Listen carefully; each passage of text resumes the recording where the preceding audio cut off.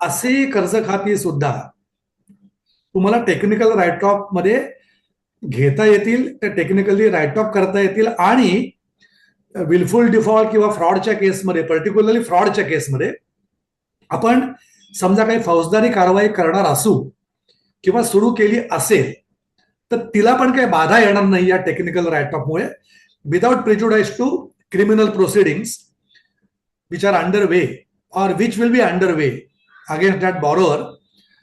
त्याच्यामुळे आपले जे, ज्याला आपण म्हणतो की सिव्हिल स्वरूपाचे हक्क आहेत, सिव्हिल कोर्टामध्ये किंवा कोऑपरेटिव्ह कोर्टामध्ये 91-101 खाली किंवा आर्बिट्रेशनमध्ये जे काही कारवाया चालू असतील किंवा सुरू करता येणार असतील त्याला कुठे बाधा येणार नाही. आणि फ्रॉड लोन अकाउंट सारख्या केसमध्ये समजा काही फौजदारी कारवाई आपल्याला करायची किंवा आपण सुरू केली तर त्यालाही कुठे बाधा येणार नाही.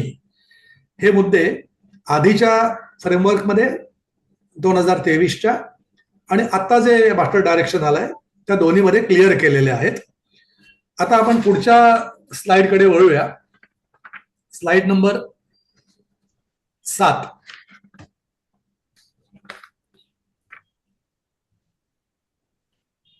स्लाइड नंबर 7 जी आहे तिच्यामध्ये आपल्याला जे स्क्रीनवर दिसत आहेत असे काही पॉइंट आहेत आणि बाकी काही पॉइंट आहेत जे तिथे मी घेतले नाहीयेत पण मी तोंडी सांगणार आहे. आणि या पर्टिक्युलर स्लाइडला आधीच्या स्लाइडपेक्षा थोडासा जास्त वेळ आपल्याला अपेक्षित आहे.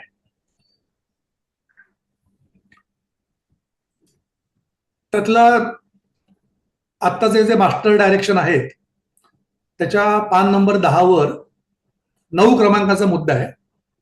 त्याच्यामध्ये त्यांनी असं म्हटलंय की टेक्निकल राईट ऑफ तुम्हाला करायचे असतील तर त्याच्याकरता सगळ्यात पहिल्यांदी तुमच्याकडे एक तुमच्या संचालक मंडळाने मंजूर केलेली पॉलिसी पाहिजे, लिखित पॉलिसी पाहिजे, कॉम्प्रोमाइज सेटलमेंट करता असो किंवा टेक्निकल राईट ऑफ करता असो. आणि त्याच्यामुळे आपल्या एक्झिक्युटिव्हनी स्वतः किंवा हे काम कोणाला तरी तज्ञ व्यक्तींना देऊन अशा प्रकारे टेक्निकल राईट ऑफची पॉलिसी बनवून घेणं, ती संचालक मंडळापुढे ठेवणं आणि संचालक मंडळाने रीतसर ठराव करून ती टेक्निकल राईट ऑफची पॉलिसी मंजूर करणं ही आवश्यकता आहे. आणि मग नंतर ती पॉलिसी रिझर्व्ह बँकेकडे पाठवणं किंवा ते मागतील तेव्हा त्यांना देणं हे क्रमाने आलंच. पण आता ही पॉलिसी कशी असावी ह्याचं स्वातंत्र्य आहे आपल्याला, परंतु ते स्वातंत्र्य अनिर्बंध किंवा अबाधित नाहीये, तर त्याच्यामध्ये कुठले कुठले मुद्दे यायलाच पाहिजेत हे रिझर्व्ह बँकेने सांगितलंय. आणि म्हणून त्यांनी म्हटलंय की त्याच्या संबंधी मिनिमम एजिंग म्हणजे ते कर्ज खातं कमीत कमी किती जुनं असलं पाहिजे.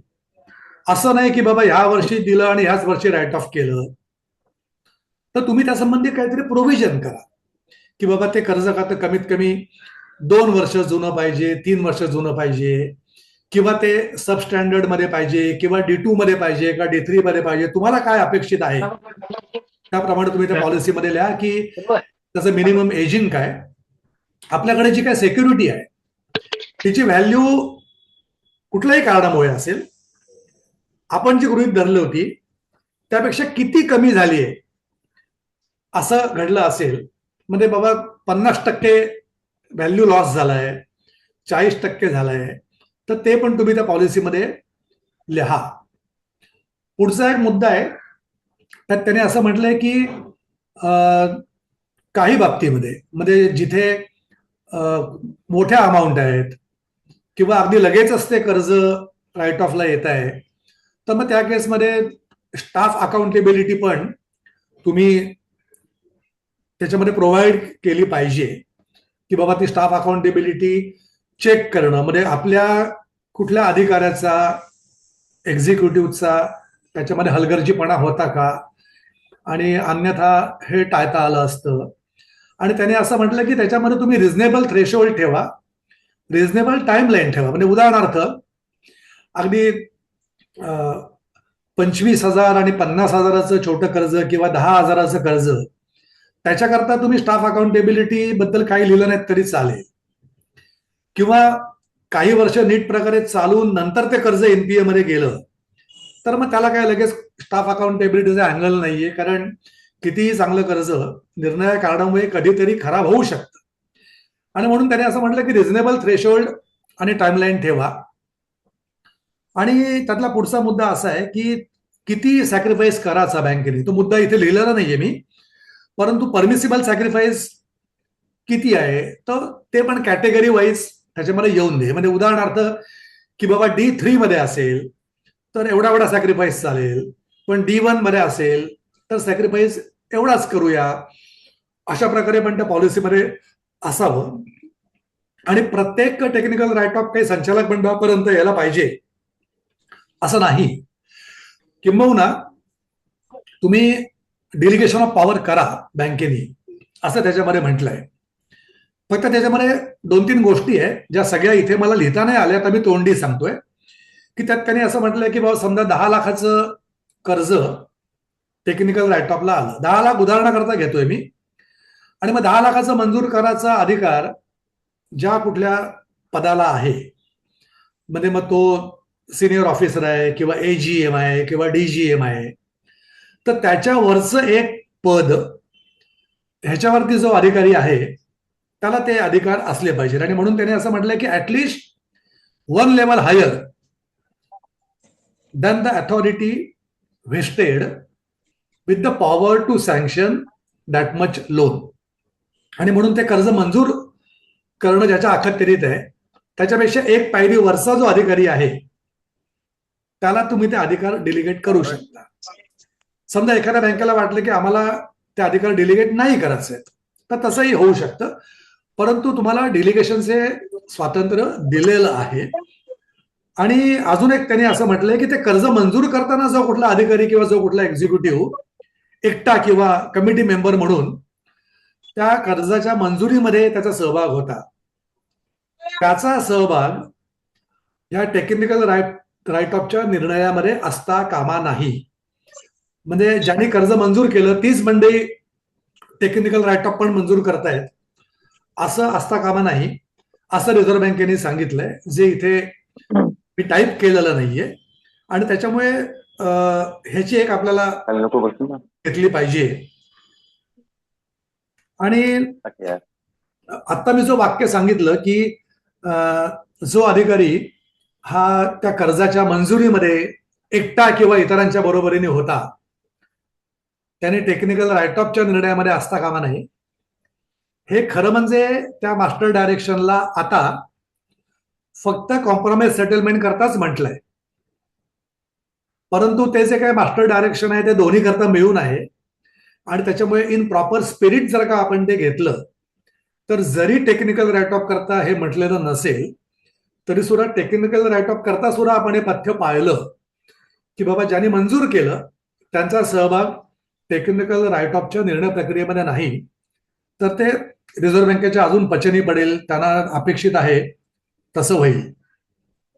पुढे त्यांनी म्हटलंय की बाबा कमीत कमी क्वार्टरली बेसिसवरती त्याचं रिपोर्टिंग व्हायला पाहिजे. आणि ज्या कुठल्या लेवलला टेक्निकल राईट ऑफ झाला त्याच्यावरती त्याचं रिपोर्टिंग व्हायला पाहिजे, कमीत कमी वन्स इन अ क्वार्टर, दर महिन्याला झालं चांगली गोष्ट आहे.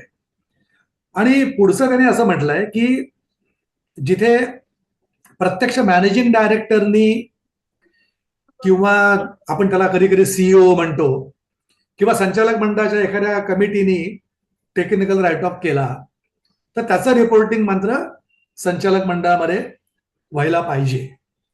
आणि मग रिपोर्टिंग व्हायला पाहिजे म्हणजे असं नाही चालणार की बाबा आपल्या CEOनी किंवा MDनी त्याची तोंडी माहिती दिली संचालक मंडळाला. तर त्याने असं म्हटलं की तुम्ही प्रॉपर रिपोर्टिंग फॉर्मॅट तयार करा आणि टेक्निकल राईट ऑफचं जे काही रिपोर्टिंग होईल त्या रिपोर्टिंगमध्ये त्या तिमाहीमध्ये किती टेक्निकल राईट ऑफ झाले, मागच्या वर्षी या क्वार्टरला किती झाले होते, एकूण ते कुठल्या प्रकारचे आहेत, म्हणजे उदाहरणार्थ विलफुल डिफॉल्ट मधले आहेत, फ्रॉड मध्ये आहेत, क्विक मॉर्टॅलिटी मधले आहेत का, अशी पण माहिती त्याच्यामध्ये दिली पाहिजे.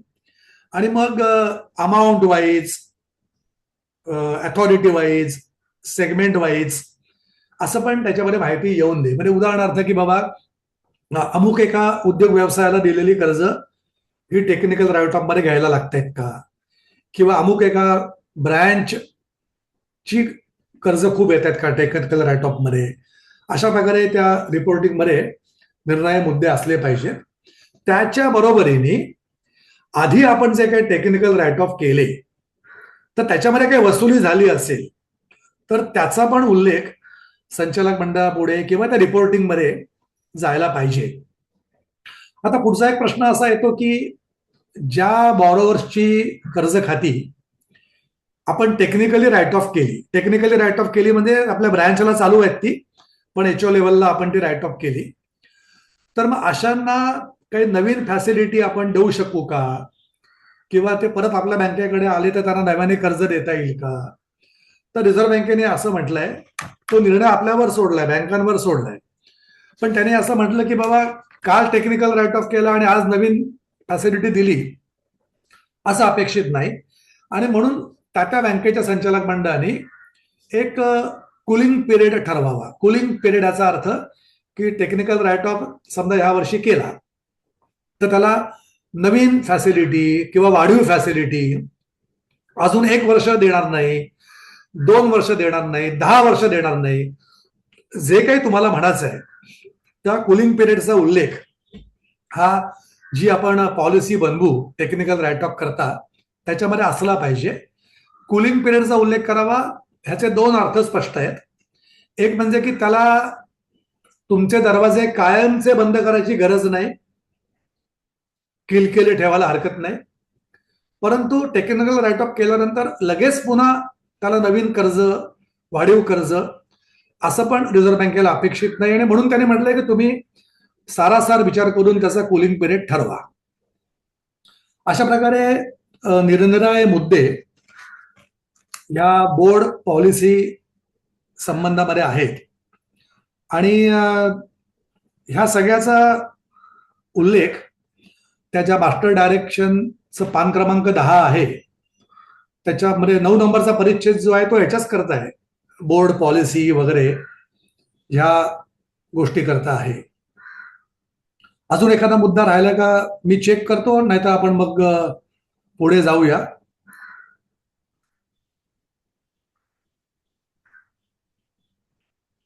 सर्व मुद्दे आपण त्यातले कव्हर केलेले आहेत.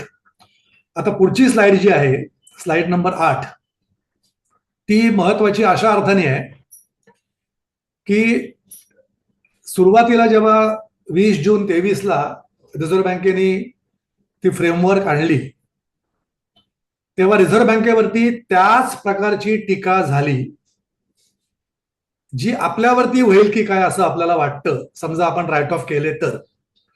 आणि म्हणून अनेक नागरी सहकारी बँकांमध्ये अनेक किंवा काही नागरी सहकारी बँकांमध्ये म्हणू आपण अशा प्रकारची भावना असते की टेक्निकल राईट ऑफ किंवा राईट ऑफ करणं काही चुकीचं तर नाही ना, त्याच्यामध्ये कुठे आपण अडकणार तर नाही ना संचालक म्हणून, किंवा सोप्या मराठीमध्ये आपण काही पाप तर करत नाही होत ना, अनैतिक काही करत नाही होत ना. आणि मग ऑडिटर किंवा रिझर्व्ह बँक ह्याच्या कचाट्यामध्ये कुठे आपण येऊ की काय, अशी कधी भीती, कधी साशंकता, कधी गोंधळ अशा प्रकारचं वातावरण काही नागरी सहकारी बँकांमध्ये असतं. आणि मग त्याच्या तिथे असं बघायला मिळतं की ते राईट ऑफच घेत नाहीत, त्याच्यामुळे ग्रॉस एनपीएचा रेशो वाढत जातो, त्या टॅक्स भरत राहतात आणि बॅड डेट क्लेम करत नाहीत. तर मग जेव्हा रिझर्व्ह बँकेने हे 20 जून 23ला ही फ्रेमवर्क आणली तेव्हा वर्तमानपत्रातून, टीव्ही चॅनलमधून, सोशल मीडियामध्ये त्याच्यावरती टीका झाली. ते सर्क्युलर मगाशी आपण जे म्हटलं ते होतं 8 जूनचं. पुढचे 10-12 दिवस त्याच्यावरती इतकी टीका झाली की 20 जूनला रिझर्व्ह बँकेने, असं फार वेळा घडतं पण ह्या वेळेला घडलं की रिझर्व्ह बँकेने एक प्रश्नोत्तर स्वरूपामध्ये, आपण त्याला FAQ म्हणतो, असं एक प्रेस रिलीज सारखं त्यांनी रिलीज केलं. आणि मग त्याच्यामध्ये त्यांनी स्वतःच काही प्रश्न उपस्थित केले. तर त्यातला एक प्रश्न असा होता की बाबा हे सगळं करण्यामागचा हेतू काय, म्हणजे हे कशा करता आपण करतोय, आता असं तुम्ही बँकांना का करायला सांगताय. आणि मग त्या प्रेस रिलीजमध्ये जे काही रिझर्व्ह बँकेने उत्तर दिलं होतं, साधारण तसाच मजकूर आत्ताची जी मास्टर डायरेक्शन आहे तिच्या पान नंबर 23 वर 56 नंबरच्या परिच्छेदामध्ये आपल्याला बघायला मिळेल. रिझर्व्ह बँकेने जे सांगितलं ते आपण आपल्या सभासदांना, आपल्या संचालक मंडळातल्या सहकाऱ्यांना, आपल्या अधिकाऱ्यांना सांगू शकलो पाहिजे. म्हणून रिझर्व्ह बँक काय म्हणाली ते आपण बघूया. तर त्याने असं म्हटलं की बाबा, in technical write off NPAs are derecognize only for accounting purpose. म्हणजे त्याला कुठेही ते कर्ज खातं माफ होत नाही, बंद होत नाही, ते वे होत नाही. फक्त अकाउंटिंग पर्पज करता ते डी रिकॉग्नाइज होतं. म्हणजे तेवढी रक्कम बॅलन्स शीटमध्ये कर्जामधनं कमी केली जाते. पुढचं वाक्य महत्वाचं आहे. पुढचं वाक्य असं आहे की it is a normal banking practice undertaken by banks.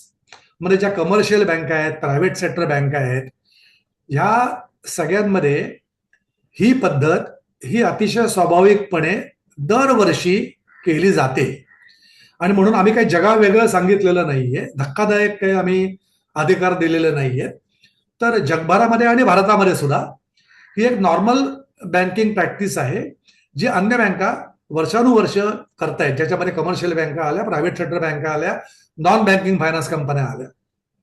पुढे त्यांनी असं म्हटलंय की बँकांच्या ज्या बॅलन्स शीट आहेत, त्या बॅलन्स शीट मधून अशी जी खराब झालेली कर्ज आहेत, बॅड डेट्स आहेत, त्यापासून त्या बॅलन्स शीट स्वच्छ व्हाव्यात. म्हणजे it is for cleaning of such bad debts. कुठल्या प्रकारचे बॅड डेट्स? तर जे वसूल होणार नाहीत किंवा त्यांच्या वसुलीचा खर्च एवढा असेल की तो जवळजवळ त्या वसुली एवढा जाईल. अशा प्रकारे which are either unrecoverable or the cost of recovery will be disproportionate, असं जिथे वाटतंय.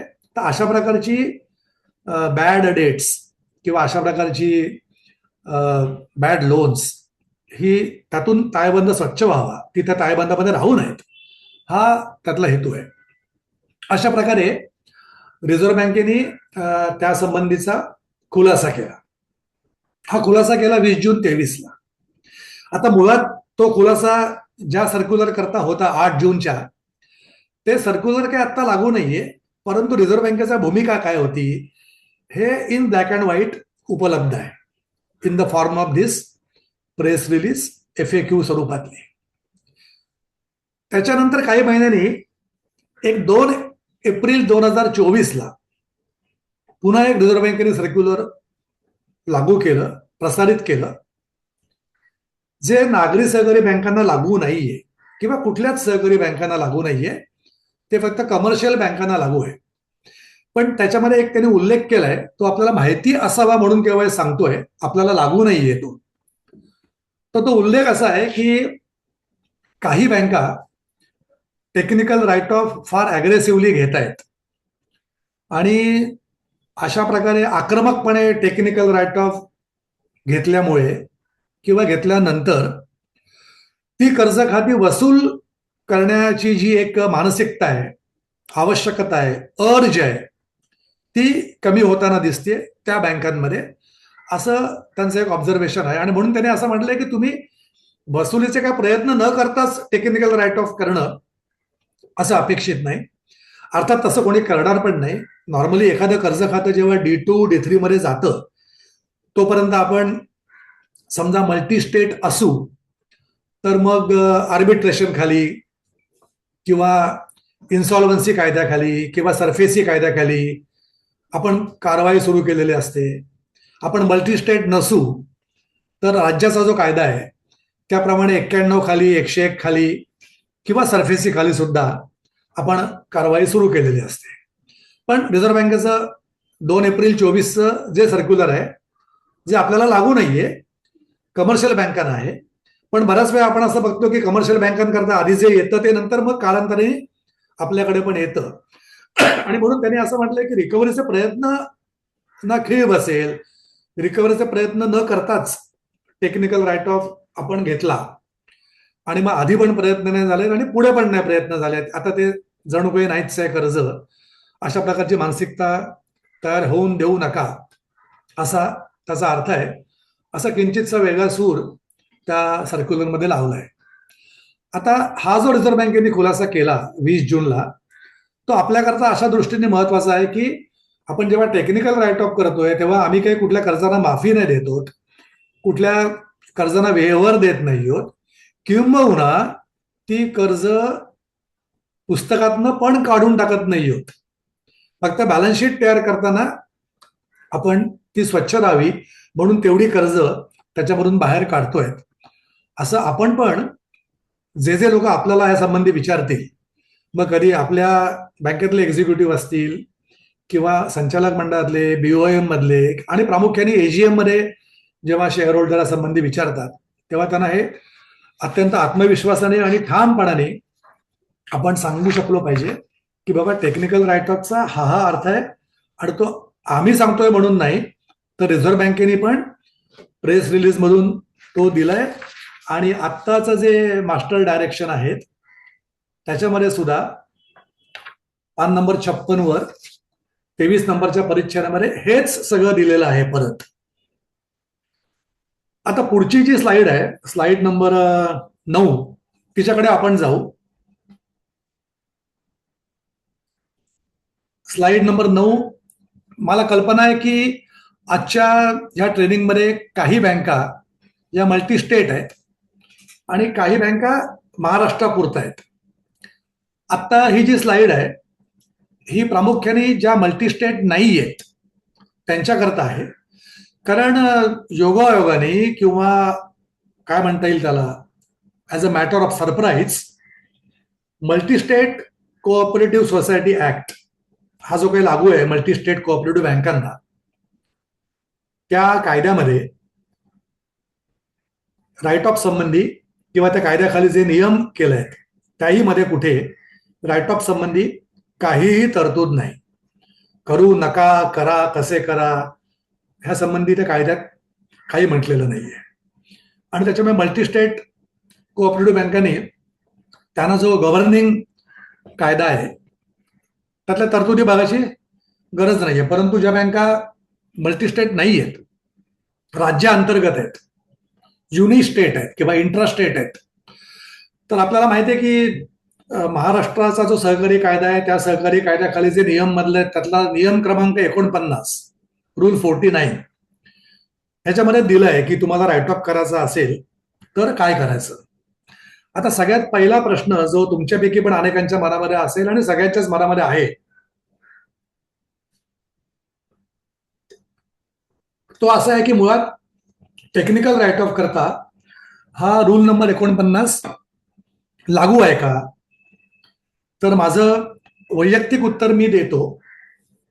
माझं वैयक्तिक उत्तर असं आहे की हा रूल नंबर 49, रूल 49 लागू असायचं कारण नाही. कारण मी माझ्या बँकेच्या पुस्तकांमधून ते कर्ज खातं पूर्णपणे निर्लेखित करत नाहीये.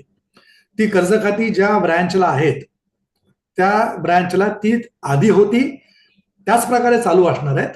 फक्त बॅलन्स शीट करताना मी तेवढ्याने माझी ऍडव्हान्सची फिगर कमी करतोय. म्हणजे एका अर्थाने हे जे निर्लेखन आहे ते कर्ज खात्यांचं नसून कर्ज रकमांचं आहे. So I am netting only, I am netting a particular amount or I am netting a particular figure while the related loan accounts continue as they are at my branches. आणि म्हणून खरं म्हणजे या टेक्निकल राईट ऑफ करता rule 49 लागू होणार नाही असं माझं वैयक्तिक मत आहे. परंतु आपापल्या फेडरेशननी सहकार आयुक्ताकडे, सहकार आयुक्त कार्यालयाकडे याचा पाठपुरावा करून या संबंधी काहीतरी लेखी विचारणा करून लेखी खुलासा मिळेल असं बघावं. पण आपण एक 2 मिनिटं गृहीत धरू की रूल 49 लागू आहे आपल्याला. तर रूल 49 आतापर्यंत पण लागू होताच आणि आतापर्यंत सुद्धा आपण राईट ऑफ घेतच होतो. म्हणजे बऱ्याच बँका घेत होत्या, सगळ्या घेत नसतील तरी. तर त्या रूल 49चा कॉम्प्लायन्स ही काही फार मोठी अवघड गोष्ट नाही. कारण त्याच्यामध्ये एवढंच म्हटलंय की तुमचा जो स्टॅच्युटरी ऑडिटर आहे त्यांनी ते सर्टिफाय करावं की बाबा ही कर्ज खाती अख्खीच्या अख्खी आणि ही कर्ज खाती पार्टली ही आता बॅड झालेली आहेत आणि राईट ऑफ करण्यायोग्य आहेत. अशा प्रकारचं सर्टिफिकेट स्टॅच्युटरी ऑडिटर हा देतो असा आपला अनुभव आहे. कारण त्यांचंच म्हणणं असतं की बाबा तुम्ही हे लोन अकाउंट D2 मध्ये टाका, D3 मध्ये टाका, हे तर लॉस्ट आहे. आणि म्हणून he can certify that these are NPAs आणि अशा अशा कॅटेगरीमध्ये आहेत आणि टेक्निकली राईट ऑफ करायच्या योग्यतेचे आहेत. ते एक सर्टिफिकेट आपल्याकडनं आपल्या ऑडिटरला मिळाल्यानंतर आपल्याला तो विषय AGM मध्ये समजा मंजूर करून घ्यायचा असेल तर कुठली कर्ज खाती आपण टेक्निकली राईट ऑफ करतोय त्या कर्जदारांची नावं जाहीर करण्याची बिलकुल आवश्यकता नाही. अगदी काही दिवसापूर्वी आणि याच्या आधी पण अनेक वेळा आपल्या देशाच्या लोकसभेमध्ये, राज्यसभेमध्ये त्या वेळच्या अर्थमंत्र्यांनी अशा प्रकारे सांगितलेलं आहे की नावं जाहीर करता येणार नाहीत. एकूण किती कर्ज खाती, एकूण किती रक्कम, त्यातली जुनी किती वगैरे हा डेटा आपण देऊ शकतो. आणि बऱ्याच वेळा आपल्या बँकांच्या AGM मध्ये असं बघायला मिळतं की सभासदांना त्या नावांमध्ये फार औत्सुक्य असतं की कोणाची कर्ज खाती तुम्ही राईट ऑफ केली. जणू काही अमक्या अमक्यांचे असतील तर मी भरलं असतं असा त्यांचा सूर असतो गमतीने. परंतु तिथे आपण हे सांगू शकतो की बँकिंगच्या संकेतांप्रमाणे, कायद्याप्रमाणे एकूण किती रक्कम, एकूण किती कर्ज खाती हे आपण सभेपुढे ठेवू शकतो. त्यातली 10 वर्षाहून जुनी किती, 5 वर्षाहून जुनी किती, 3 वर्षाहून जुनी किती किंवा D1, D2, D3 मधली किती हा पण तपशील आपण ठेवू शकतो. आणि माझा अनुभव असा आहे अनेक वर्षांचा, म्हणजे मी स्वतः ज्या बँकेचा संचालक होतो तिथेही अनेक AGM मध्ये हा विषय नीट स्पष्ट करून सांगितला, सोपा करून सांगितला. आणि मग पहिल्या 1-2 AGM नंतर पुढच्या ज्या AGM झाल्या त्याच्यामध्ये फारशी पहिल्या AGMच्या मानाने प्रश्न, शंका असं काही झालं नाही. अन्यही अनेक बँकांच्या AGMला मी जात असतो ऑडिटर म्हणून किंवा सभासद म्हणून. तर जरा नीट प्रकारे आत्मविश्वासाने आणि रिझर्व्ह बँकेचं हे सगळं म्हणणं, कायद्याचं म्हणणं सांगितलं तर मला असं वाटतं की बहुधा असं जवळजवळ कधी घडत नाही की ती वार्षिक सभा आपण जो प्रस्ताव दिलाय तो नामंजूर करते. चर्चा होईल, प्रश्न विचारले जातील आणि एकदा का ती टेक्निकल राईट ऑफची कल्चर आपापल्या बँकेच्या AGM मध्ये मान्य झाली की पुढे थोडा त्रास होत नाही. कधीतरी पहिल्यांदा करायला लागतं, ते स्वाभाविक आहे. आणि त्याचे फायदे काय आहेत हे आपण पुढच्या स्लाइडमध्ये बघणार आहोत. तर ते फायदे पण समजावून सांगितले की बाबा याचा फायदा बँकेला आणि पर्यायाने तुम्हाला होणार आहे, तुम्हाला जास्त डिव्हिडंड मिळण्याकरता याचा उपयोग होणार आहे हे समजावून सांगितलं तर त्याचा नक्की उपयोग होतो. आणि त्यातला शेवटचा मुद्दा असा आहे की ज्या बँका ऑडिट अ आणि ब वर्गामध्ये नाही आहेत, म्हणजे क आणि ड वर्गामध्ये आहेत, त्यांना रजिस्ट्रारची पण परवानगी त्या राईट ऑफ करता घ्यायला लागते जर का रूल 49 लागू आहे असं आपण गृहीत धरलं तर. ह्या फॉर्मॅलिटी आहेत आणि ह्या फॉर्मॅलिटी आपल्या महाराष्ट्रातल्या अनेक बँका गेले अनेक वर्ष करतायत आणि त्याच्यामुळे ह्याच्यामध्ये काहीतरी फार मोठं दचकण्यासारखं, बिचकण्यासारखं, घाबरण्यासारखं आहे असं वाटत नाही. त्याच्यामुळे ह्याच्यामध्ये आपण 2 मुद्दे बघितले की एक म्हणजे रूल 49 लागू होईल का. माझं वैयक्तिक उत्तर आहे लागू होणार नाही, कारण ती कर्ज खाती ब्रँच लेवलला लोन लेजरमध्ये आहेत तशीच चालू आहेत. मी माझ्या पुस्तकातून ती काढून नाही टाकलेली, फक्त HO लेवलला मी त्याचं नेटिंग केलंय लोन आणि BDDRचं. आणि त्याच्यामुळे ती एका अर्थाने write off the loan account नाही आहेत, it is write off the amount only. आणि दुसरं की समजा जास्तीची काळजी म्हणून as a abundant precaution, as a extra care आपण असं गृहीत धरलं की हा रूल 49 लागू आहे तर त्याखाली काय करायचंय तेही आपण डिस्कस केलं. आणि मागाशी म्हटल्याप्रमाणे सुदैवाने म्हणा, योगायोगाने म्हणा, मल्टीस्टेट कोऑपरेटिव्ह बँकांना जो कायदा लागू आहे केंद्राचा, तो कायदा राईट ऑफ या विषयाबद्दल पूर्णपणे शांत आहे. It is silent about any write off, prudential, technical, whatever. त्या कायद्याखाली जे रूल आहेत त्या रूलमध्ये पण काही राईट ऑफ संबंधी म्हटलं नाहीये, जसं आपल्या महाराष्ट्राच्या रूल 49 मध्ये म्हटलंय. अशा प्रकारे ह्या काय म्हणू आपण सहकार कायद्यामध्ये काय तरतुदी आहेत त्याचा आपण ह्या स्लाइडमध्ये आढावा घेतला. आता आपण पुढच्या स्लाइडकडे जाऊ, जी महत्वाची आहे की बाबा हे सगळं कशा करता करायचं आपण मुळात. तर हे अशा करता करायचं की कर्ज खाती ही D2 D3 मध्ये गेली आहेत, लॉस कॅटेगरीमध्ये गेली आहेत, ती वसूल व्हायची शक्यता कमी आहे किंवा लगेच होणार नाहीत वसूल. असं असताना ती कर्ज खाती तशीच जिवंत ठेवायची, त्या कर्जांसगट एकूण कर्ज रक्कम दाखवायची बॅलन्स शीटला. रिझर्व्ह बँकेने सांगितलंय म्हणून प्रोव्हिजन तर करायची, तेवढी प्रोव्हिजन केल्याने माझा प्रॉफिट तर कमी करून घ्यायचा आणि त्याचा कुठलाच फायदा घ्यायचा नाही जो मला खरं म्हणजे या देशाच्या कायद्याने दिलाय, असं व्हायला नको. आणि म्हणून हे लक्षात घेतलं पाहिजे की इन्कम टॅक्सचा जो कायदा आहे त्याच्यामध्ये जो सेक्शन 36(1) आहे त्यातला 7 नंबरचा क्लॉज ह्याच्याप्रमाणे आता आपण जे काही बॅड डेट्स करू तर त्या बॅड डेट करता आता वजावट मिळते. म्हणजे मी जेव्हा CA करत होतो किंवा जी मंडळी एक 25-30 वर्षापूर्वी ज्यांनी इन्कम टॅक्सचा अभ्यास केलाय तेव्हा त्या बॅड डेटची वजावट मिळण्याकरता कितीतरी शर्ती आणि अटी होत्या की तुम्ही काय पाठपुरावा केलाय, काय कारवाई केली आहे, डॉक्युमेंटेशन दाखवा, मग तो आत्ताच कशावरून बॅड झाला, आधी कशावरून नाही झाला, नंतर कशावरून नाही झाला, असं खूपच मुद्दे होते.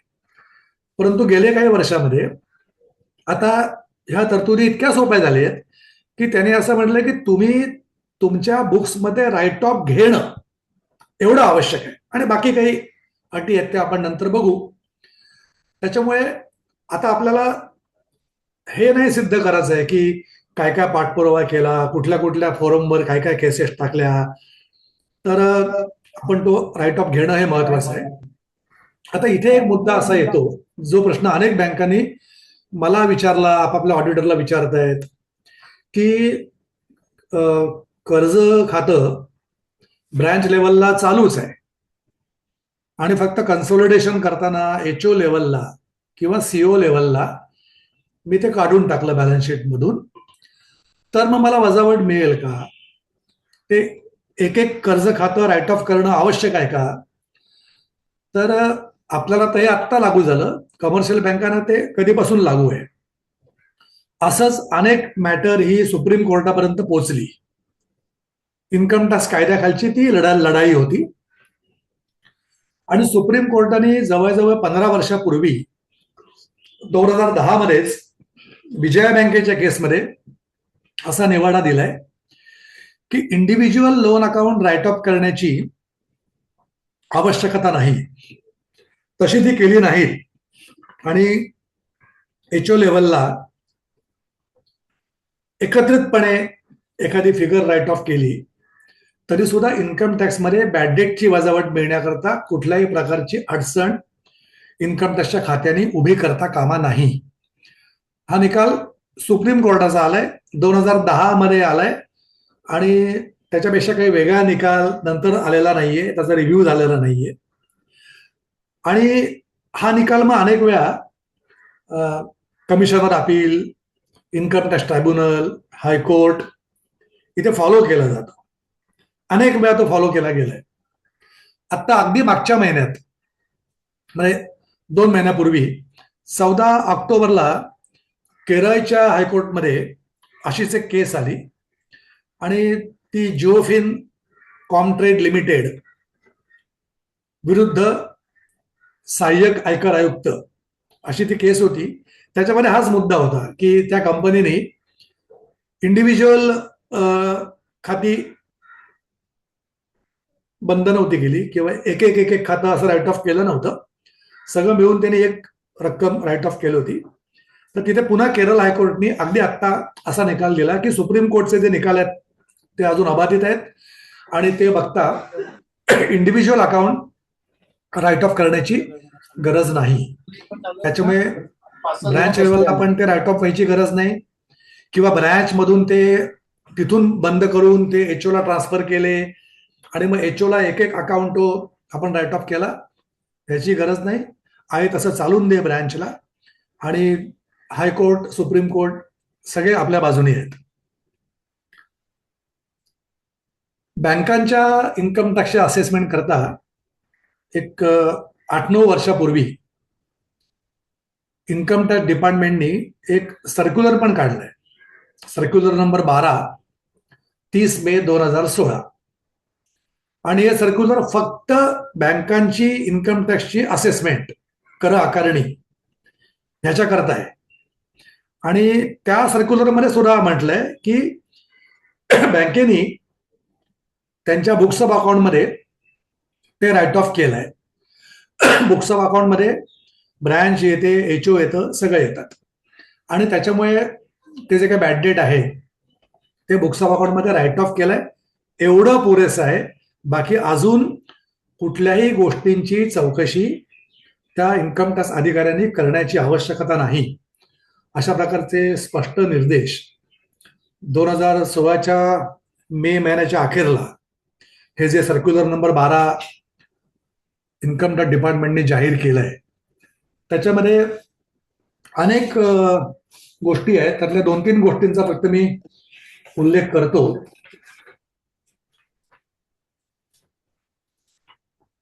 त्यांनी असं म्हटलंय की बॅड डेट ची वजावट देण्याकरता तुम्ही फक्त एवढं बघा की the bad debt deduction shall be allowed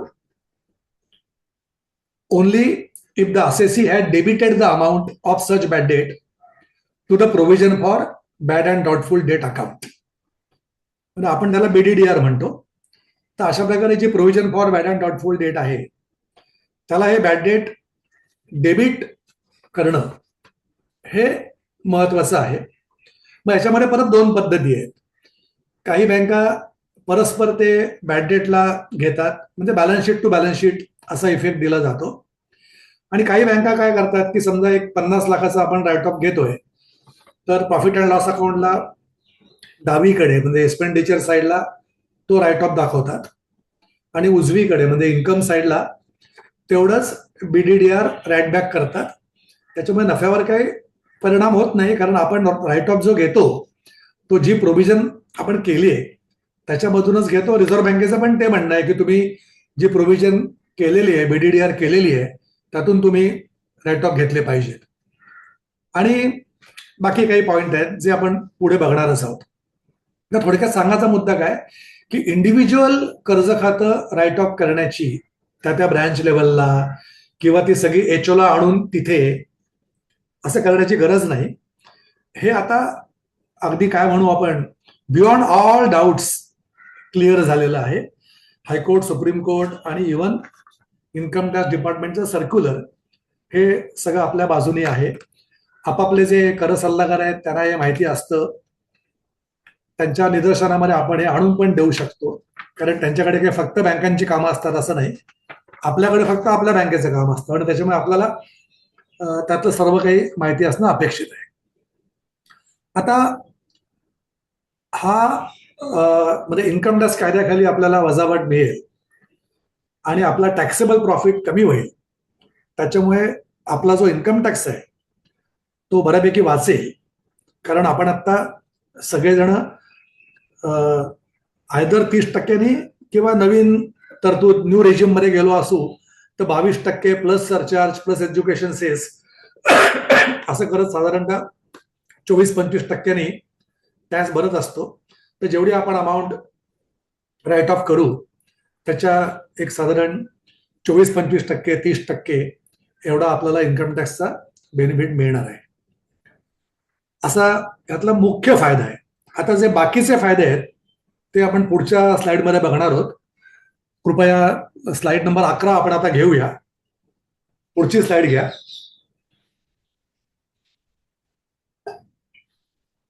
अन्य काय फायदे आहेत, म्हणजे आपल्या इन्कम टॅक्सची वजावट मिळणं हे सोडून एक फायदा मागाशी आपण बघितला की आपली बॅलन्स शीट ही स्वच्छ असली पाहिजे, तिच्यामध्ये कचरा असता कामा नये.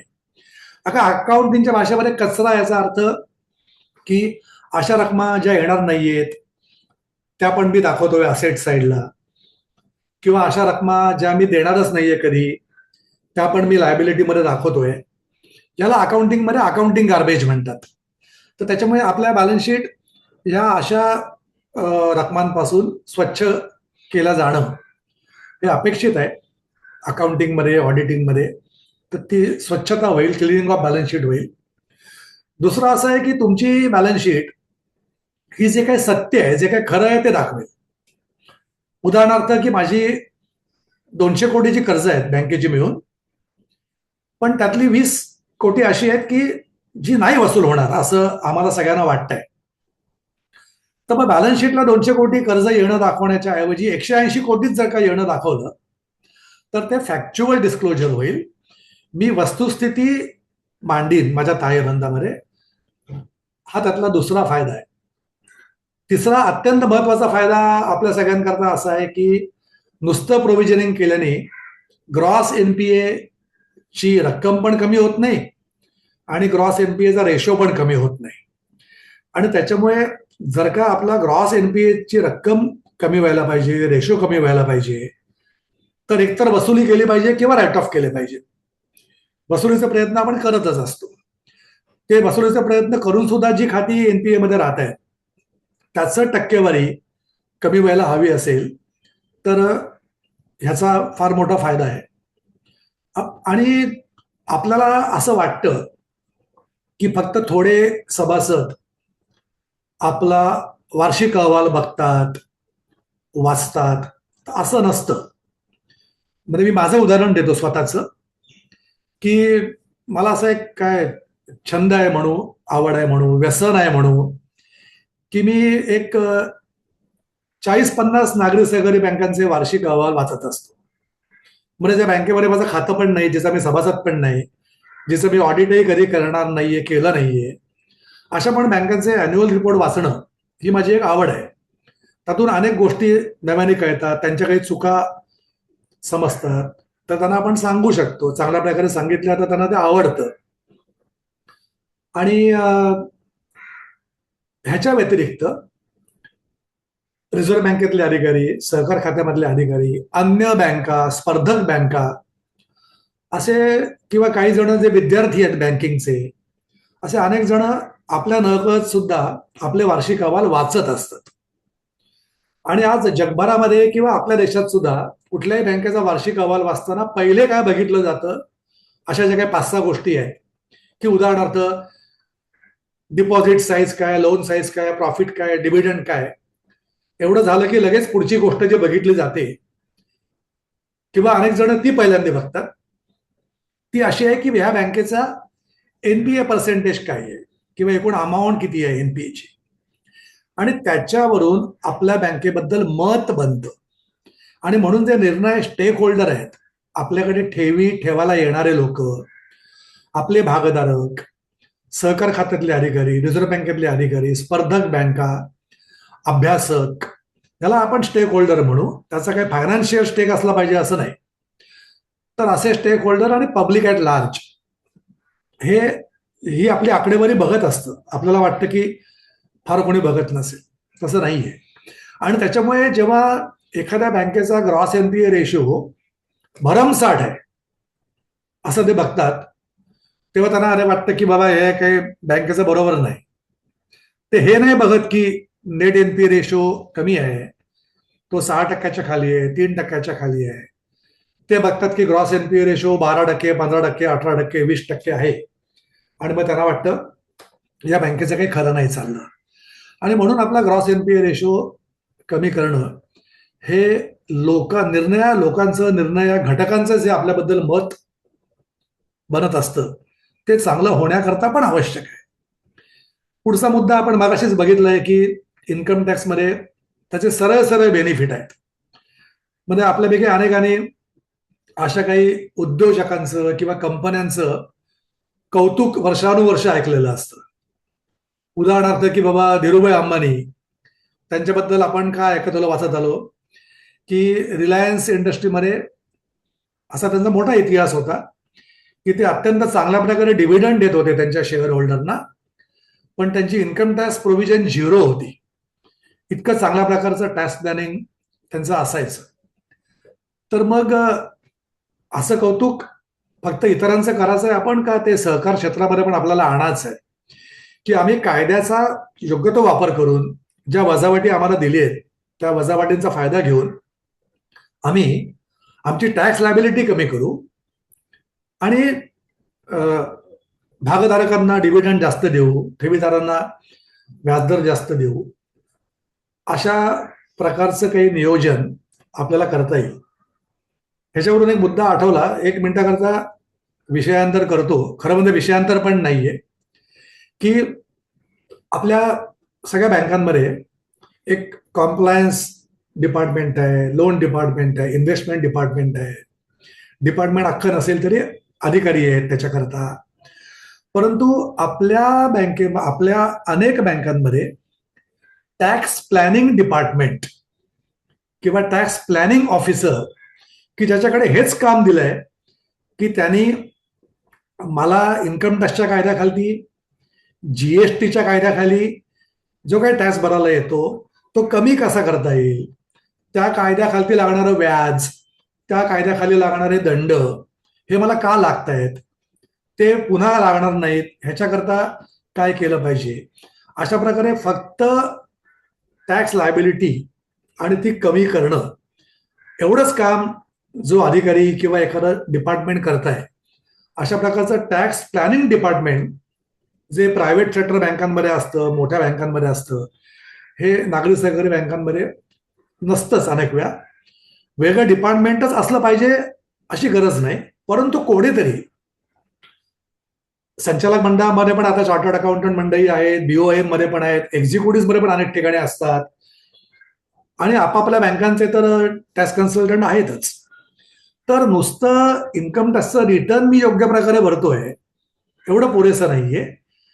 तर माझी इन्कम टॅक्सची लायबिलिटी, जीएसटी खालची लायबिलिटी ही कमी करण्याकरता कुठल्या कुठल्या युक्त्या, कायद्याने मंजूर असलेल्या युक्त्या मी वापरू शकतो, ह्याचा पण सातत्याने अभ्यास केला पाहिजे. आणि आपण जेव्हा टेक्निकल राईट ऑफ करतो तेव्हा अगदी सुरुवातीला आपण बघितलं की त्या कर्ज खात्यावरचे जे आपले वसुलीचे अधिकार आहेत ते काय आपण गमावत नाही, ते आपण सोडत नाही.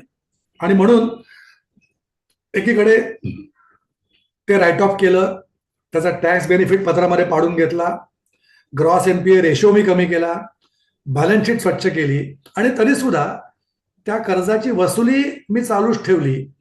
अशा प्रकारचा दुहेरी फायदा आहे. म्हणजे इंग्रजीमध्ये असं एक वाक्यप्रचार आहे की to eat the cake and have it too, म्हणजे मी केक खाईन पण आणि शिल्लक पण राहील, असं वर्तन. तर अशा प्रकारचं वर्तन खरं म्हणजे बँकेच्या हिताचं या टेक्निकल राईट ऑफ मधून आपण घेऊ शकतो, की इन्कम टॅक्स करता विचार केला, ग्रॉस एनपीएच्या रेशो करता विचार केला, रिझर्व्ह बँकेकरता विचार केला, तर मी तेवढ्याने माझी कर्ज खाती कमी केलीत. पण ते सोडून दिली का? नाही. तर भविष्यामध्ये जो केक मी आता बाजूला ठेवून दिलाय तो केक मी खाणार पण आहे. अशा प्रकारचे दुहेरी फायदे या टेक्निकल राईट ऑफ मध्ये आहेत. आतापर्यंत आपण या टेक्निकल राईट ऑफ मध्ये रिझर्व्ह बँकेने सांगितलेल्या काय तरतुदी आहेत, सहकार कायद्यामध्ये काय तरतुदी आहेत, मग त्याचे फायदे काय, हे सगळं बघितलं. आता ह्याच्या पुढची स्लाइड जी आहे ती अशा अर्थाने महत्वाची आहे, ती स्लाइड घ्यायला हरकत नाही, स्लाइड नंबर 12, की बऱ्याच वेळा काही आर्थिक निर्णयांकरता सुद्धा निर्णय घेणाऱ्यांची सायकॉलॉजी महत्वाची असते. म्हणजे विषय आर्थिक आहे किंवा मॅटर फायनान्शियल आहे, परंतु त्या फायनान्शियल मॅटर संबंधी जे लोक निर्णय घेणार आहेत, म्हणजे टॉप एक्झिक्युटिव्ह आहेत किंवा बोर्ड ऑफ मॅनेजमेंट आहे किंवा बोर्ड ऑफ डिरेक्टर आहे किंवा आपले सीईओ एमडी आहेत, तर त्यांची मानसिकता या विषयाकरता अनुकूल असणं योग्य असणं, कोणीतरी सांगताय म्हणून नाही, तर अभ्यासाअंती मला हे पटलंय की टेक्निकल राईट ऑफ हे करणं बँकेच्या हिताचं आहे, अशा प्रकारचा योग्य माइंडसेट बँकेतल्या एक दोन व्यक्तींचा नाही, तर पूर्ण बँकेचा बनणं हे याच्याकरता आवश्यक आहे. आणि बऱ्याच वेळा संचालक मंडळाकडे एखाद्या गोष्टीचं रेकमेंडेशन करायचं, सूचना करायची, हे त्या बँकेचे general manager, chief executive officer, MD हे करत असतात. म्हणून त्यांचा योग्य माइंडसेट असला पाहिजे. ब्रँच मॅनेजरचा या संबंधामध्ये काही माइंडसेट असला पाहिजे का? तर खरं म्हणजे नाही, कारण त्याच्या ब्रँचला ते कर्ज खातं, टर्म लोन, सीसी, ओडी जे काही आहे ते चालूच राहणार आहे. पण समजा कुठून तरी त्याला कळलं की हे वरती राईट ऑफ केलंय, तर त्यांनी लगेच काहीतरी मग त्याच्या विरोधामध्ये मतप्रदर्शन केलं नाही पाहिजे. त्याने समजून घेतलं पाहिजे की बाबा हे त्याच योग्यतेचं कर्ज खातं होतं, आणि त्याच्यामुळे मुळात टेक्निकल राईट ऑफ ब्रँचेस पर्यंत कळायची गरज नाही. पण समजा कळले तर त्यांची पण काहीतरी वेडीवाकडी रिॲक्शन ह्याच्यामध्ये येता कामा नये. आणि हे सगळं अल्टिमेटली ज्यांनी कोणी मंजूर करायचं आहे ते दोन मंडळ आहेत, एक आहे बोर्ड ऑफ मॅनेजमेंट, एक आहे बोर्ड ऑफ डायरेक्टर. तर ह्याच्यामध्ये परस्पर विसंवाद नको, सगळ्यांचं एक मानसिकता असली पाहिजे.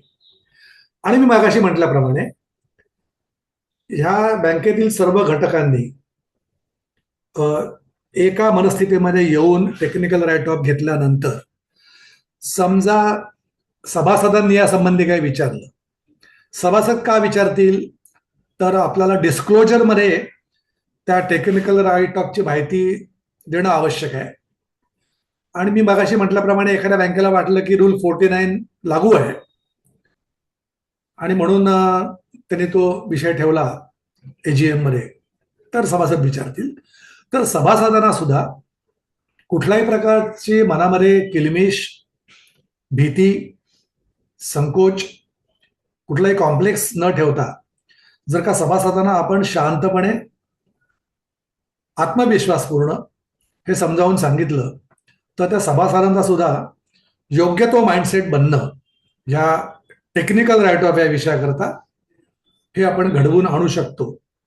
आणि रिझर्व्ह बँकेची जी डिस्क्लोजर संबंधामधली मास्टर डायरेक्शन्स आहेत त्याच्यामध्ये टेक्निकल राईट ऑफ, त्याचं प्रोव्हिजनिंग, यासंबंधी जी काही सांख्यिकीय माहिती डिस्क्लोज करायला सांगितलेली आहे ती आपल्या अॅन्युअल रिपोर्टमध्ये आपण डिस्क्लोज करू.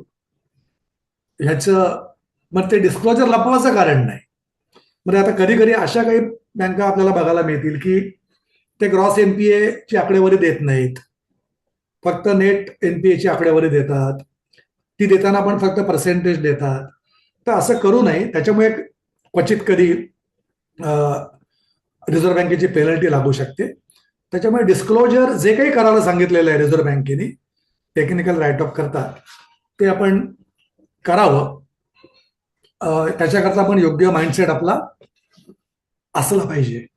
आता 4:25 झालेत आणि शेवटची एक स्लाइड शिल्लक आहे, जी स्लाइड काही टेक्निकल राईट ऑफच्या विषयाकरता नाहीये, परंतु इन्कम टॅक्सच्या काही तरतुदी आहेत.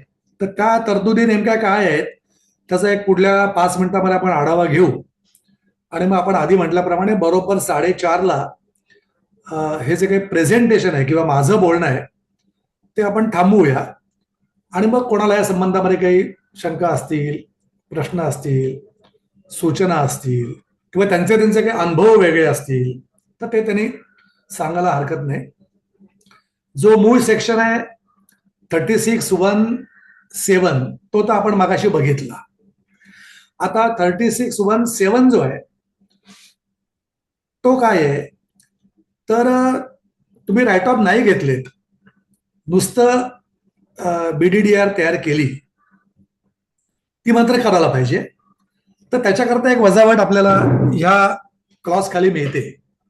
आणि त्याच्यामध्ये असं म्हटलंय की तुमचं जे करपात्र उत्पन्न आहे त्याच्या 8.5% किंवा तुमच्या काही ग्रामीण शाखा असतील, रुरल ब्रँचेस, रुरलचा अर्थ कायद्यात दिलाय त्याप्रमाणे, म्हणजे 10,000हून कमी लोकसंख्या वगैरे, तर ह्या रुरल ब्रँचेसनी जे काही कर्ज दिली आहेत त्याच्या कमाल 10% अशी तुम्हाला वजावट मिळू शकते. पुन्हा सांगतो एकदा की तुमच्या करपात्र उत्पन्नाच्या 8.5% आणि रुरल ब्रँचेसनी जो कर्ज व्यवहार केलाय त्याच्या 10% अशी तुम्हाला वजावट मिळू शकते.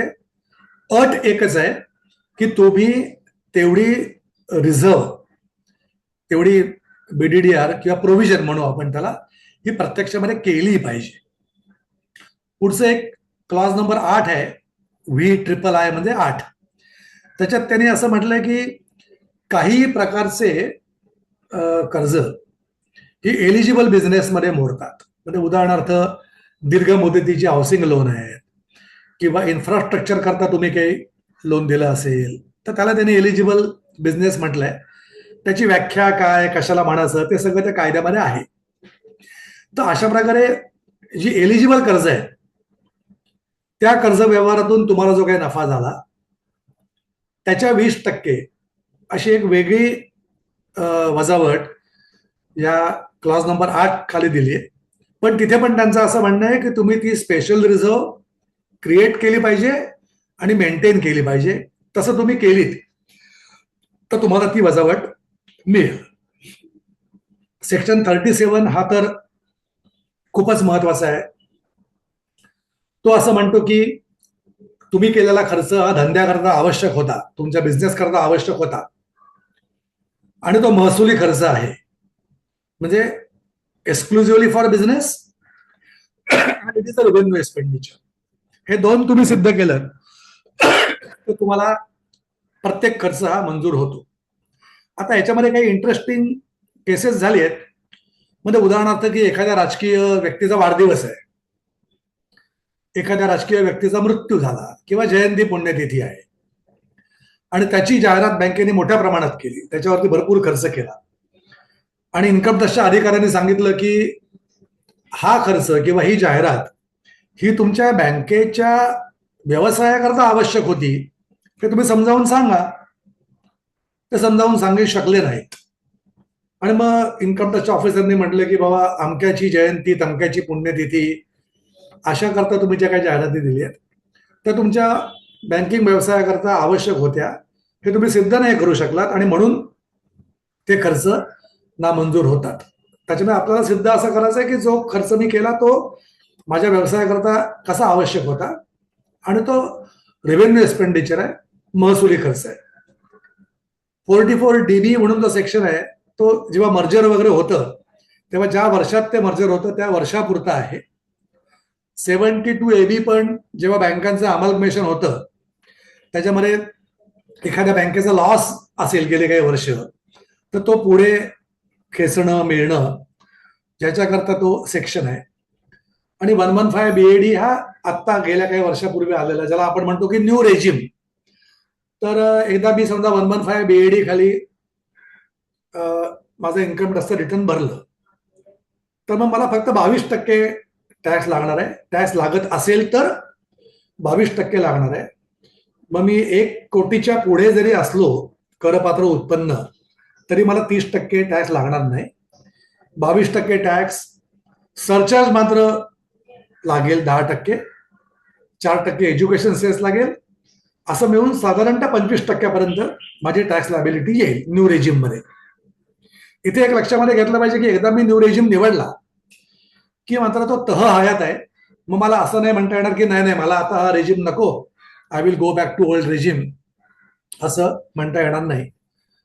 आणि मी मागाशी म्हटल्याप्रमाणे एक 2008 सालच्या पण काही इन्स्ट्रक्शन्स आहेत. म्हणजे मागाशी आपण बघितलं तर एक सर्क्युलर आहे CBDTचं. आता मी जे सांगतोय त्या 2008 सालच्या 17 नंबरच्या CBDT इन्स्ट्रक्शन्स आहेत आणि त्या इन्स्ट्रक्शन्स या बँकांच्या असेसमेंट करता आहेत. अशा प्रकारे आपल्या नागरी सहकारी बँकांकरता इन्कम टॅक्स मधले जे काही सेक्शन रेलेव्हंट वाटले ते मी या स्लाइडमध्ये दाखवलंय. आणि आपल्या अपेक्षेप्रमाणे बरोबर 4:30 वाजता मी माझं जे प्रेझेंटेशन आहे ते आत्ता इथे थांबवतो आणि पुन्हा एकदा अशा प्रकारे एक विषय आपल्या पुढे ठेवतो शेवटच्या 1-2 मिनिटांमध्ये, की ज्या बँका आता टेक्निकल राईट ऑफ घेत नाहीयेत किंवा अगदी किरकोळ घेत आहेत, तर त्यांनी ह्याच्यावरती गांभीर्याने विचार करावा. ह्याच्यामध्ये कुठलीही बेकायदा गोष्ट नाहीये, कुठलीही अनैतिक गोष्ट नाहीये. आपले जे बँकेचे मालक आहेत, सभासद किंवा ठेवीदार आहेत, त्यांचं कुठलंही अहित ह्याच्यामध्ये असणार नाहीये. किंबहुना त्यांच्या हिताकरताच आपण हे करायचं आहे. आणि त्याच्यामुळे आपल्या मनामध्ये कुठलाही किंतु परंतु किलमिश न ठेवता either at brain level or at heart level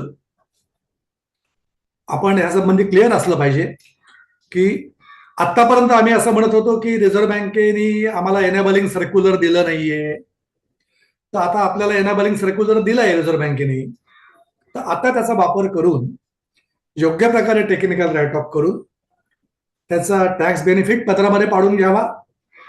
आणि टेक्निकल राईट ऑफ केल्यानंतर सुद्धा त्या खात्यांकडे दुर्लक्ष होणार नाही आणि वसुलीचे प्रयत्न चालू राहतील. त्यातून आपण चांगली वसुली करू. जेव्हा वसुली करू तेव्हा त्याच्यामध्ये टॅक्स भरू. पण आता वसुली होत नसताना फायदा घ्यायचा नाही, असं आपण करूया नको. असं एक अकॅडमिक अपील सर्व नागरी सहकारी बँकांना करतो. जवळजवळ 90 जण आज इथे उपस्थित आहेत. उपस्थित सर्वांनी चांगल्या प्रकारे हे ऐकून घेतलं असेल. आपल्याला अजून काही यातली माहिती हवी असेल तर ती मी देईन. त्या सगळ्यांचे आभार मानतो. आणि मुख्य म्हणजे आपली जी असोसिएशन आहे त्या असोसिएशनच्या पदाधिकाऱ्यांचे मी आभार मानतो, की अशा प्रकारे ह्या वर्षीचं क्लोजिंगला 3.5 महिने किंवा 3 महिने 10 दिवस बाकी असताना ज्या कार्यक्रमाचं आयोजन केलं, तर त्याही सर्वांचे मनापासून धन्यवाद. आणि सर्वांना चालू वर्षाच्या इयर एंडिंग करता आणि पुढच्या वाटचाली करता अतिशय मनापासून शुभेच्छा. धन्यवाद.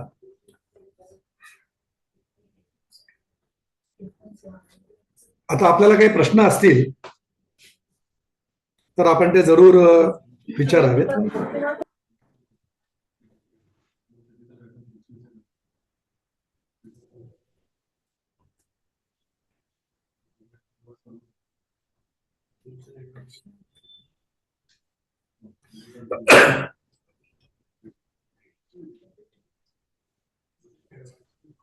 हॅलो. हा, नमस्कार सर. नमस्कार.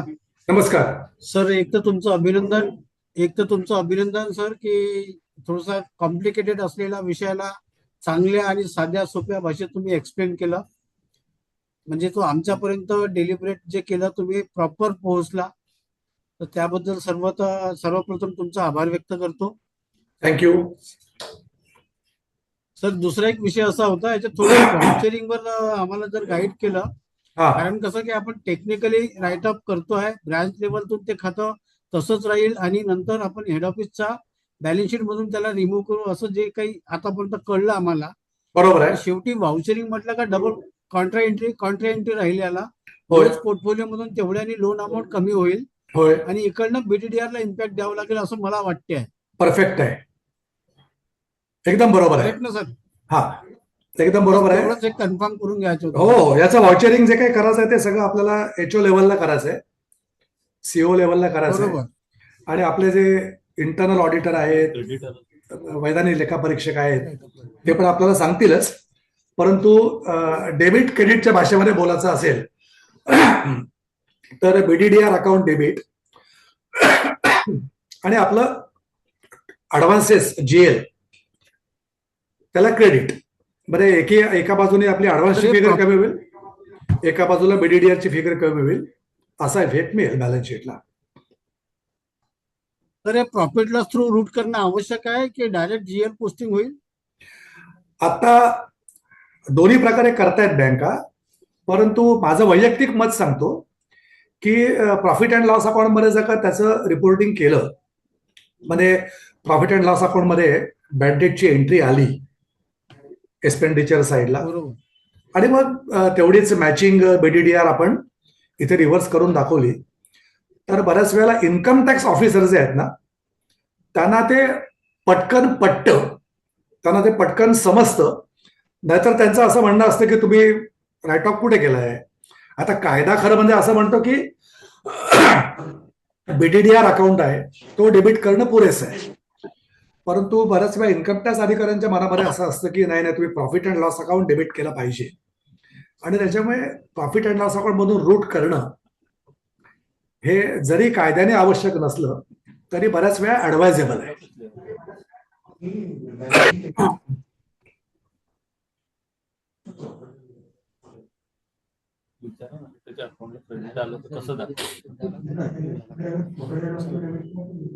Thank you sir. हा, thank you, welcome welcome. Hello sir, एक क्वेश्चन होता. हा बोला. सर ऍक्च्युली आपली जी आता राईट ऑफची रिकव्हरी होते त्यावर सुद्धा आपल्याला इन्कम टॅक्स भरावा लागतो. होय. तर हे डबल टॅक्सेशन होत नाहीये का? अजिबातच नाही, कारण आपण जे कर्ज दिलंय ते इन्कम म्हणून दाखवलेलं नसतं. तो अकाउंट एनपीए मध्ये गेल्यानंतर त्याचं जे व्याज आहे ते आपण इन्कम मध्ये घेतलेलं नसतं. ते I R to O I R असे आपण इफेक्ट दिलेले असतात. आणि त्याच्यामुळे आता मी जेव्हा मुद्दल राईट ऑफ करीन तेव्हा मला टॅक्समध्ये वजावट मिळेल. आता ज्या बँका आता इन्कम टॅक्स भरतायत त्यांना ती वजावट मिळेल.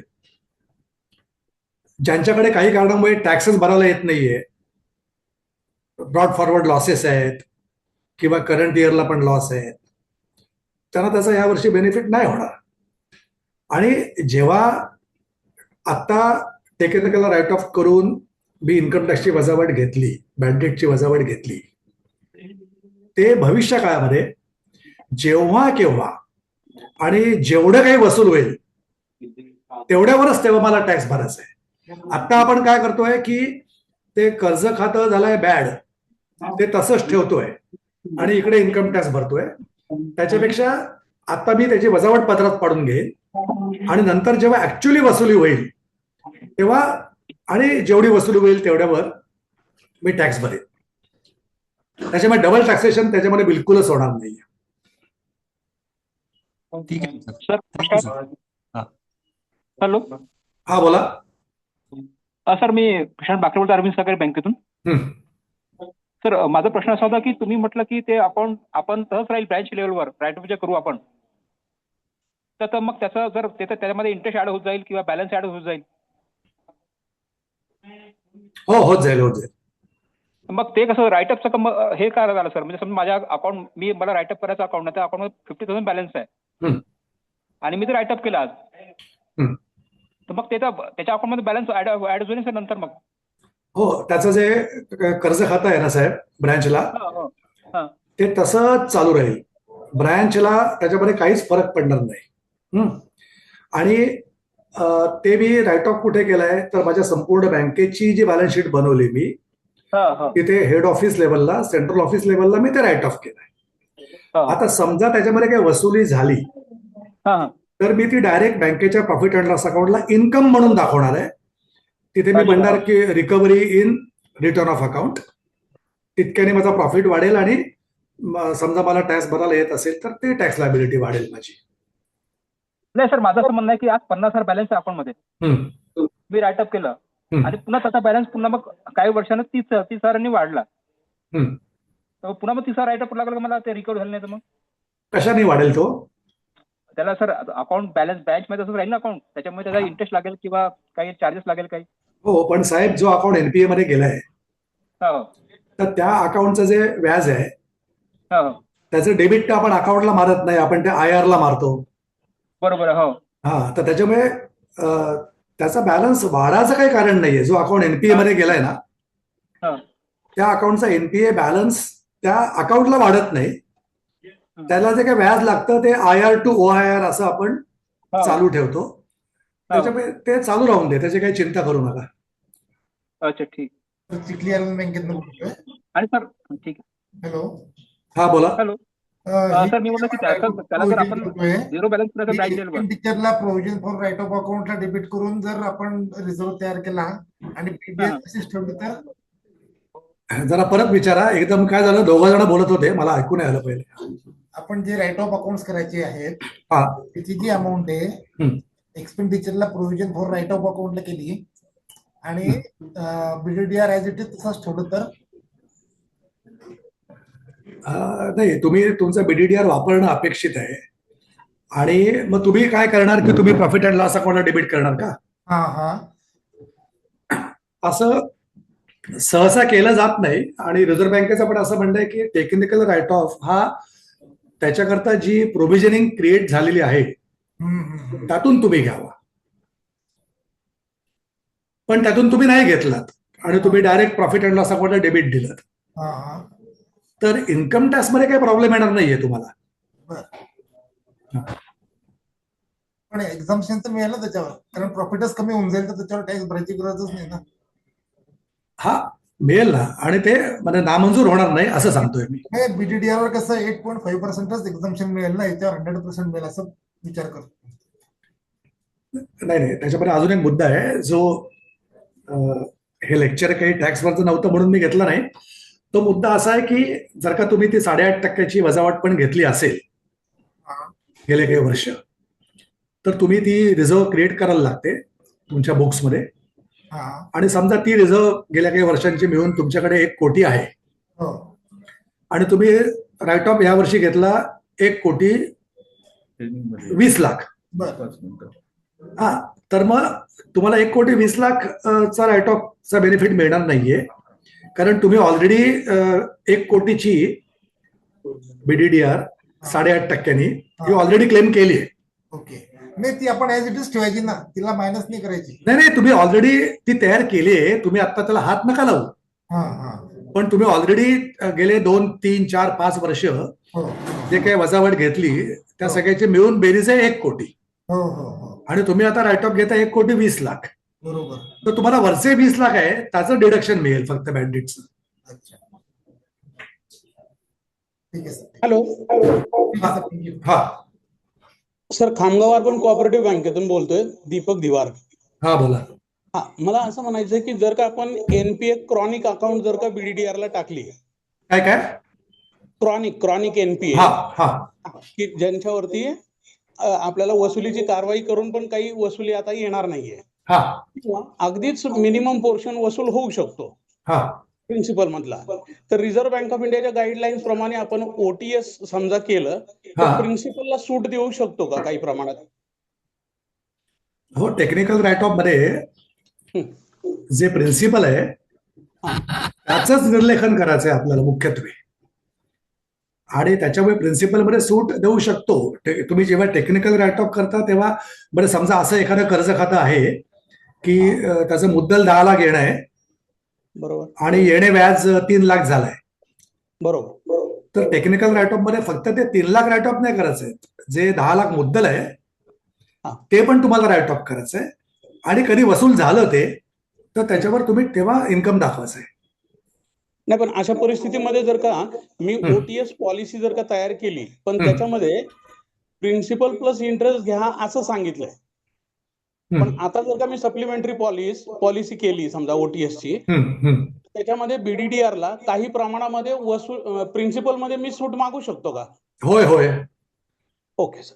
म्हणजे आता त्यातला माझा सल्ला असा आहे की रिझर्व्ह बँकेने हे जे काही मास्टर डायरेक्शन दिलेत ना, हो, त्याच्या आधारावरच आपण आपली एक कॉम्प्रोमाइज सेटलमेंट पॉलिसी आणि टेक्निकल राईट ऑफ पॉलिसी अशा 2 पॉलिसी बनवाव्यात.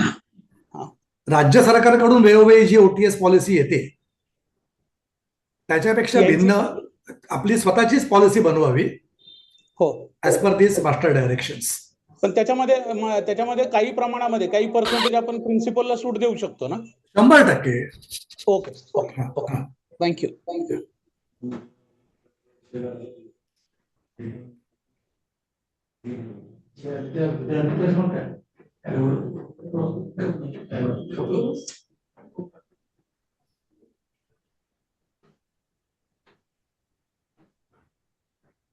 झालं.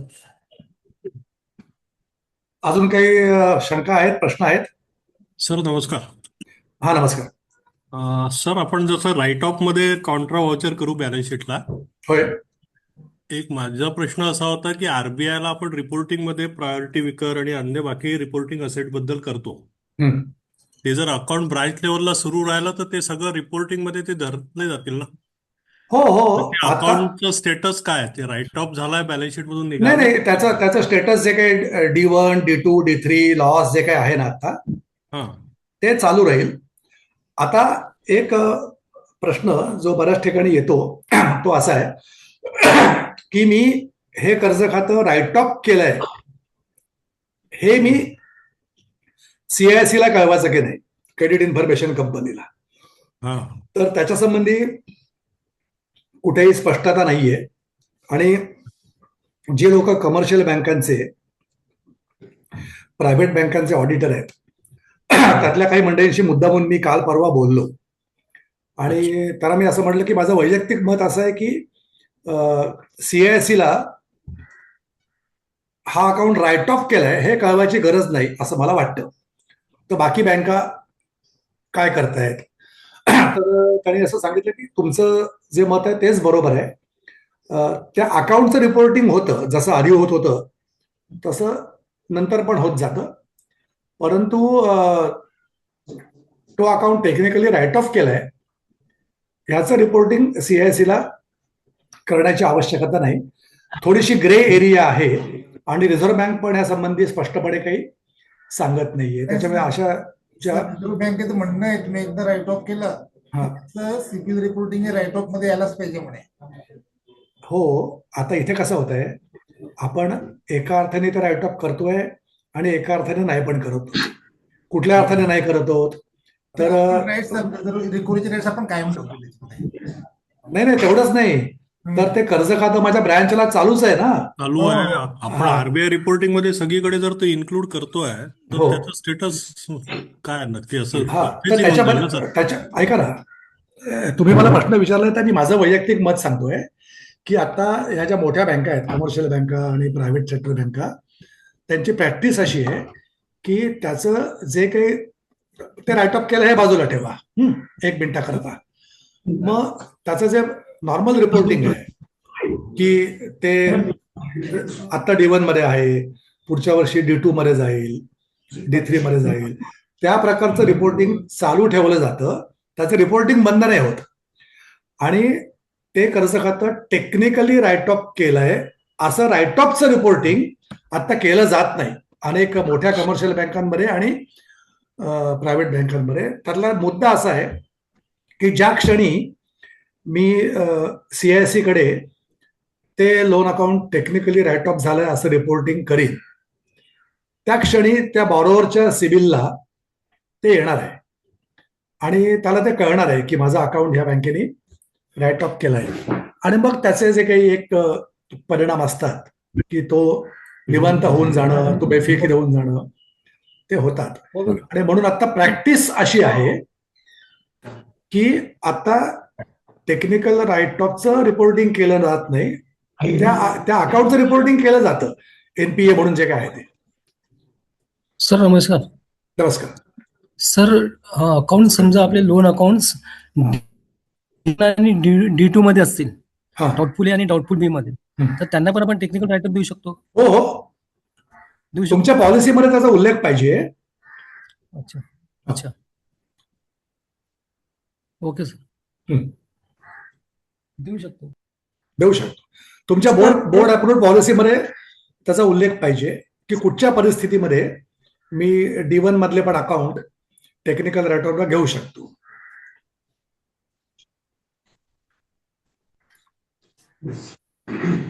हॅलो. हॅलो सर, अरविंद नगर बँक काटोलमधून बोलतो. बोला सर. आपल्याला टेक्निकल राईट ऑफ करताना अनसेक्युअर्ड आणि सेक्युअर्ड लोन सुद्धा करता येते का? हो करता येतं ना, बिलकुल. म्हणजे असं काही नाहीये की फक्त अनसेक्युअर्ड असेल तरच करायचं आणि जे सेक्युअर्ड आहे त्याचं टेक्निकल राईट ऑफ करता येणार नाही, असं अजिबात नाहीये. जर सिक्युअर कसा अकाउंट होता? असेल आणि राईट ऑफ करतोय तर त्याचं हे करताना काय 100% प्रोव्हिजनच्या हिशोबाने करायचं का? शक्यतो हो, ऍडवायझेबल आहे तसं. म्हणजे जेवढा पोर्शन त्याचा सिक्युअर्ड असेल तेवढं त्याचं 20-30% 40% जे काय असेल ते, आणि जेवढा अनसिक्युअर्ड पोर्शन असेल त्याचं 100%. हो हो, आयरॅक पी नॉर्म प्रमाणे. हो. हा.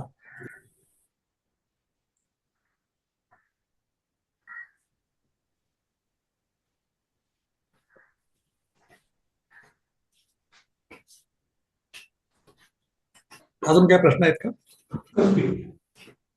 मला जरा एक वाक्य बोलायचं आहे. ऐकू येत आहे ना? ऐकू येत आहे? Yes sir. हा, काय प्रश्न आहे? ऐकू येते. हो हो, मी आता हा कार्यक्रम चालू असताना असं बघतोय की मागे बाळासाहेब देवरसांचा प्रतिमा आहे आणि ती बघून मला खूप समाधान वाटलं. मी काही कुठल्या विशिष्ट राजकीय पक्षाचा कार्यकर्ता नाहीये, परंतु माझ्या आयुष्यावरती ज्या काही व्यक्तींचा खूप चांगला परिणाम झाला त्यातली एक व्यक्ती म्हणजे माननीय बाळासाहेब देवरस आहेत. आणि हा कार्यक्रम सुरू असताना त्यांचं मागे चित्र मला बघायला मिळालं, ते मला खूप बरं वाटलं आणि एक ज्याला आपण म्हणतो पॉझिटिव्ह वेव्ह क्रिएट होणं, तसा मला उपयोग झाला. मला वाटतं या हॉलचं पण नाव बाळासाहेब देवरस हॉल असंच आहे का? बरोबर आहे. हा, बरोबर आहे. त्याच्यामुळे त्यांच्याबद्दलच्या माझ्या अनेक आठवणी, बाळासाहेबांबद्दलच्या अनेक आठवणी माझ्या त्या निमित्ताने जागा झाल्या. धन्यवाद.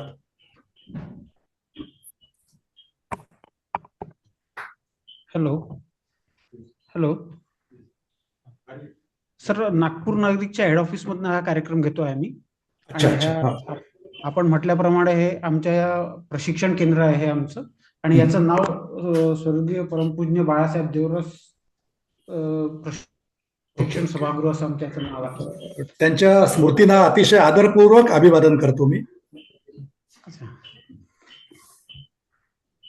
आता कन्क्लुजन कडे जाऊ सर, पण त्याच्या आधी माझा एक प्रश्न होता, मग मी कन्क्लूड करतो हे.